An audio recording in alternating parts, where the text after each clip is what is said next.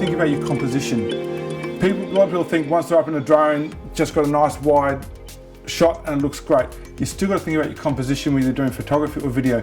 Your rule of thirds, you still got to make sure that it's a nicely composed shot, not too much sky and not enough ground. And also use a subject. Quite often again, people think, oh, I've just got a nice wide landscape, but use a subject. If you're flying over water, track a boat or have someone in your shot to make it more interesting. So light is always important when you're talking about photography and video. Wait for the best light. Quite often a big weather system will enhance your shot. So you might have a nice landscape, but to make that nice landscape shot to the next level, you might want to add in a sunrise or a sunset or a big storm rolling through. And the way the light works with your subject can also enhance it. So try filming with the low light because you get very long shadows, which can give you a very dynamic look. Knowing your equipment is key, whether it's drone or any other sort of photography and video equipment. People quite often come to me as a professional and ask me how to use this, how to use that. And I said, have you read the manual? I'm like, no. I'm like, well, that's where I'd start. I'm a professional and I read the manual. I learn my gear, I practice, I learn all the different settings. Especially with drones these days, the software around them is phenomenal. You can do some really, really great moves and editing and all sorts of stuff with the software. So know your gear, know your settings. With flying the camera, the built-in modes are really good these days. You can do orbit, you can do follow me, you can choose waypoints. There's lots of really good features there that you should practice because then when the drone's flying that flight, then you can move the camera and get some really cinematic shots through that. The great thing these days, a lot of these drones have auto edit facilities, which is fantastic.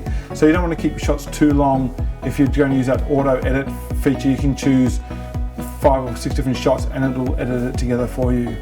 It's very important to put a subject in your frame. It'll make it a lot more interesting. And to track a subject is a really good way to learn. You can even start off tracking yourself as you're walking and track yourself, but to track a subject and then to sort of move around them as well is a really nice way to do it. You've got to practice nice, smooth, gentle movements.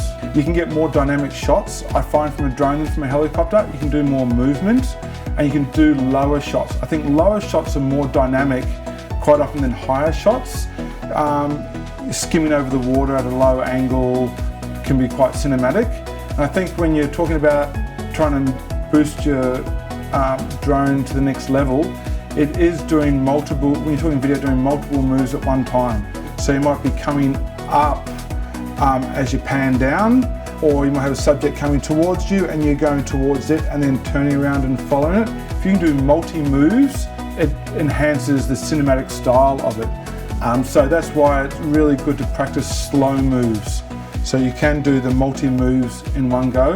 With trying to get a cinematic look out of your drone and get a wide coverage, I think it's been very diverse in your shots that you get. So you do shots, as I said before, with multiple movements. Bird's eye view is what you call shooting directly down, which can look really amazing and very dynamic. But to mix that up with low angle shots and also high angle shots, because drone stuff can easily look all the same. So when you're looking for different edit points, you want to have as many different shots as possible. Doing a revealing shot is also very dynamic. It's just coming out from behind a tree or out over a rock to expose something. And just to practice different sorts of moves, you might want to do a bird's eye view and come up spinning around. So have fun, play with it, experiment. Of course, with drones, it's very regulated, and rightly so. You've got to be careful. And so if you're in Australia, CASA is our authority that we listen to. So there's a link below to the appropriate site on CASA. So you've got to register with CASA. There's a lot of different regulations on the weight of your drone and what you can and can't do. CASA's also got an amazing app called Can I Fly There, which you turn that app on before you fly in any location and it'll tell you the restrictions around the area and what you can and can't do, where you can and can't fly.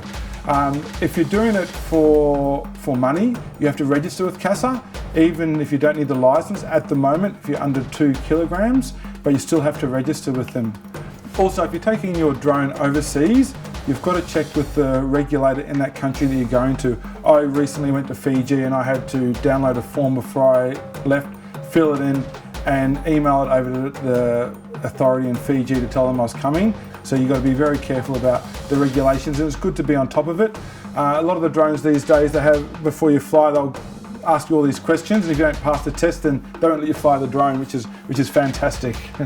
Making money out of drones, photography or video is not easy.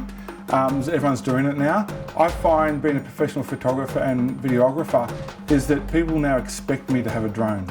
So for me, I find that using a drone is just another level on top of my gear. So I find it's really good to get a good coverage. So whether you're doing photography or video, if you can do some shots from the air, as well as some stuff on the ground, then that will make it a lot more dynamic. So I think the key is not to, if you're trying to make money out of it, to learn all the other aspects around photography and video as well, not just doing drones. There are people that just do drones specifically. They normally have the big ones and they do it, very high end, which is a hard market to catch. But yeah, you can do, real estate is massive now. Every real estate needs some drone stuff. But if you can do on the ground stuff as well as in the air stuff, then that's a lot better way to monetize your photography and video. Pigeonhole yourself into an expert in a certain field is a very good way to go. If you know you're the expert at whether it's drone or it's fashion or it's portraiture, then that can be, you can build up a portfolio and build up a reputation for that. Me personally, I like to try and cover a lot of bases, try and do a lot of different things to be very versatile, to be, have a small production company, trying to cover a lot of different areas I find works for me. So I can do fashion or I can do landscape. Yeah, well, the optics are very important when you're talking to drones. Some people just fly them for the fun of flying, but if you're trying to get good image quality out of them, obviously the bigger the camera, the better quality you'll get because it all records onto a sensor. So the bigger sensor you get, the better image quality you get. So here we are with Mark at Camera House Ringamore. So if I want to upgrade my drone to the next level, what are the sort of considerations I need to think about? If you actually upgrade your level in terms of the drone, of course you're going to get a better footage, better in terms of everything, the flight time, the range that you get out of it. So of course if you're going to get like some amazing shots, you have to push the drone away from you a little bit more. That's a very big advantage in terms of the pro consumer drones. And of course the optics, they're different in terms of in each camera. They're packaged like, there is a bigger sensors in them, so you get better dynamic range, better image quality, better color reproduction. Camera House, so we listen to the customer and see what they need for the drone, and we recommend after which one is the best for them. Love coming here, just want to buy everything. I'm a bit of a bag man. There's so many camera bags, it's out of control, but yeah, I love it. Love all the accessories. Exactly, that's what we feel. Okay, Mark, thanks very much for your time today. Thank you so much. Much appreciated. Me too. Make sure you give this video the thumbs up, like and subscribe so you don't miss a thing.